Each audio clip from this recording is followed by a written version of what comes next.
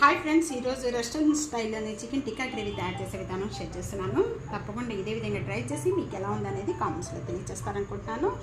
ఇది chapati, naan, phulka, rice and fried rice, jeera రైస్లోకి చాలా టేస్ట్గా ఉంటుంది. చేయడం మర్చిపోవద్దండి. ఫ్యామిలీతో, ఫ్రెండ్స్తో షేర్ చేస్తూ ఉండండి. వీడియోని కోఆపరేట్ చేస్తూ ఉండండి.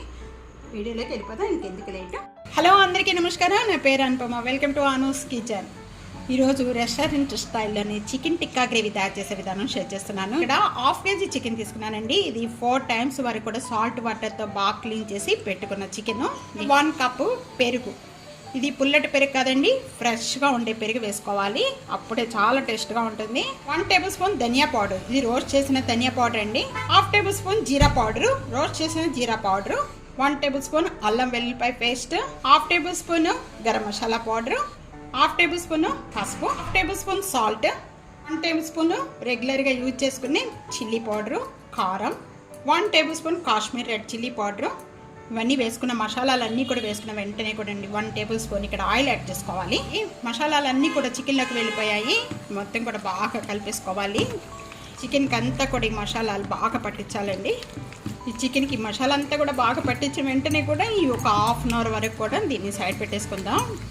చికెన్ టిక్కా గ్రేవీ తయారు చేసుకోవడానికి నేను ఇక్కడ ప్యాన్లో ఒక 5 టేబుల్ స్పూన్ ఆయిల్ యాడ్ చేస్తున్నాను. నేను చేసుకున్న చికెన్ అంతా కూడా వేయించుకోవాలి. ఆయిల్ బాగా కాయిపోయింది. కాయిపోయిన వెంటనే ఇక్కడ అంతా కూడా ఒక్కొక్క పీస్ వేసేసుకొని ఈ విధంగా ఫ్రై చేసుకోవాలి.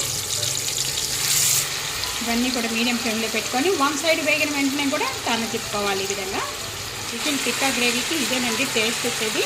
ఇలా వేయించుకోవడం వల్ల చికెన్ అనేది ఈ విధంగా వేయించుకున్న పీసెస్ అన్నీ కూడా ఒక్కొక్కటి 1 by 1 కూడా ఒక ప్లేట్లో తీసేసుకున్నామండి. ఈ విధంగా తీసేసుకోవాలి. ప్లేట్లో తీసేసుకున్నాం. సరే, కలర్ చేంజ్ అయిపోయింది. కలర్ చేంజ్ అయ్యే వరకు కూడా ఇలా వేయించుకోవాలి. బాగా వేయించుకున్న అవసరం లేదండి. చికెన్ పీసెస్ అన్నీ కూడా ఈ విధంగా వేయించుకున్న పీసెస్ అన్నీ కూడా మనం ఒక ప్లేట్లో తీసేసుకున్నామండి. ఈ విధంగా ఇంత ఆయిల్ అనేది మిగిలింది. ఈ ఆయిల్ అనేది కొద్దిగా సపరేట్గా మనం ఇది ఎక్కువైపోతుంది. ఆయిల్ అనేది సపరేట్గా మనం తీసేసుకొని కొద్దిగా ఈ విధంగా సైడ్ పెట్టేసుకోవాలి. ఇది అంతా వేస్ట్ అవుదండి. మళ్ళీ మనం చికెన్ చేసుకునేటప్పుడు వేసుకోవచ్చు. సేమ్ ప్యాన్లోని ఇక్కడ కొద్దిగా గీ యాడ్ చేసుకున్నామండి. గీ యాడ్ చేసుకున్న వెంటనే కూడా ఈ సైజు ఆనియన్, ఉల్లిపాయ, ఒక 2 ఉల్లిపాయలు మీడియం సైజు ఈ విధంగా చిన్న చిన్న పీసెస్గా కట్ చేసేసుకొని ఈ ఆయిల్లో వేసేసుకోవాలి. కలర్ వచ్చే వరకు కూడా వేయించుకోవాలి. ఆనియన్స్ వేగుతూ ఉండగానే 1/2 టేబుల్ స్పూన్ అల్లం వెల్లుల్లిపాయ పేస్ట్ వేసుకొని 1/2 టేబుల్ స్పూన్ ధనియా పౌడర్ యాడ్ చేస్తున్నాను. 1/2 టేబుల్ స్పూన్ జీరా పౌడర్, రోస్ట్ చేసిన జీరా powder. 1/2 table spoon garam masala powder.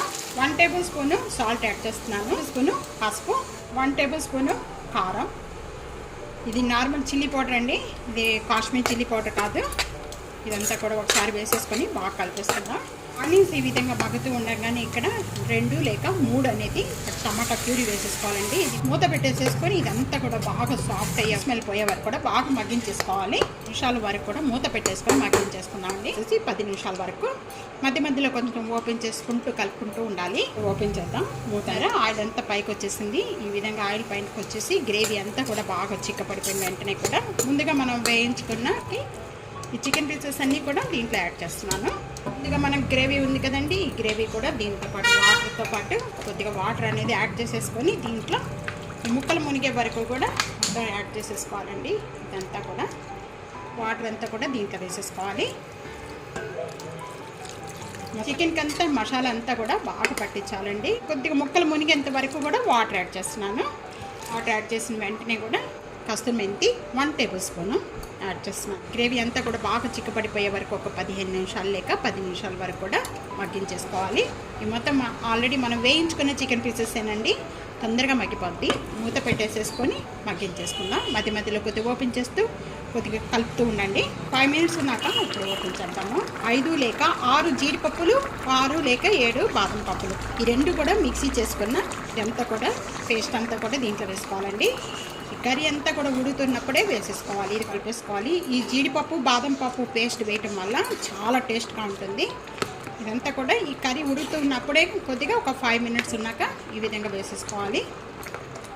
మీకు ఇక్కడ పచ్చిమిర్చి కావాలంటే వేసుకోవచ్చండి. నేను ఇక్కడ పచ్చిమిర్చి వేయటం లేదు. బాదం పప్పు, జీడిపప్పు వేయటం వల్ల కర్రీ అనేది చిక్కపడుతుంది, టేస్ట్ వస్తుందండి. 10 minutes అయిపోయాక ఇప్పుడు చూద్దామండి. గ్రేవీ అంతా కూడా బాగా చిక్కపడిపోయింది.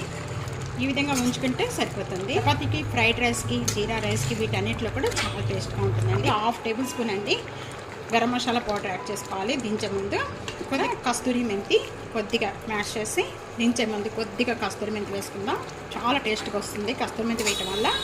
ఎంత కూడా ఒకసారి బాగా కలిపేసుకుంది. తప్పకుండా ట్రై చేయండి, చాలా టేస్ట్గా ఉంటుంది. చికెన్ టిక్కా గ్రేవీ రెడీ అయిపోయింది. ఇదంతా కూడా ఒక సర్వింగ్ ప్లేట్లో తీసేసుకుందాం. చికెన్ టిక్కా గ్రేవీ రెడీ అయిపోయింది. తప్పకుండా ఇదే విధంగా ట్రై చేసి మీకు ఎలా ఉందనేది కామెంట్స్లో తెలియజేయండి. ఫ్యామిలీతో ఫ్రెండ్స్తో షేర్ చేస్తుండండి, వీడియోని లైక్ చేస్తుండండి, సబ్స్క్రైబ్ చేయడం అస్సలు మర్చిపోవద్దు. Thank you for watching. Next వీడియోలో కలుద్దాం. అంతవరకు సెలవు. బాయ్.